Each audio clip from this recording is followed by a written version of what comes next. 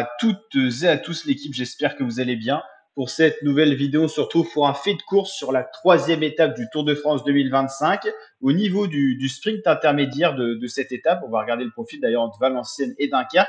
Le sprint intermédiaire dans la ville d'Isbergueux, et ben on a tout simplement eu une chute qui est intervenue quasiment au niveau du sprint intermédiaire. Tous les sprinteurs du peloton intéressés par le maillot vert ont décidé de sprinter.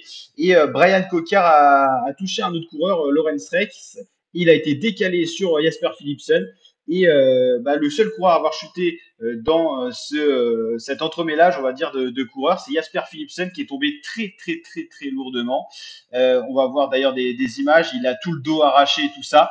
Il va être contraint à l'abandon. Donc une chute sur une étape assez anodine, comme quoi à chaque sprint, il y a vraiment une tension, que ce soit les points de la montagne ou les points du sprinter. Et bien là, c'est le maillot vert en personne, le premier porteur du maillot jaune, qui est contraint d'abandonner suite à cette chute assez impressionnante. Ses équipiers sont tout de suite venus prendre des nouvelles, mais Jasper Philipsen était très touché à l'épaule.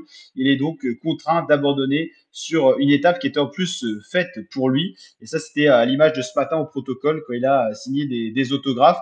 C'est vraiment dommage pour Jasper Philipsen qui est donc contraint à l'abandon après cette lourde chute sur le sprint intermédiaire de la troisième étape du Tour de France 2025, à peu près 60 km de l'arrivée. Le nouveau porteur provisoire du maillot de meilleur grimpeur, c'est donc Binyam Girmay, le coureur érythréen.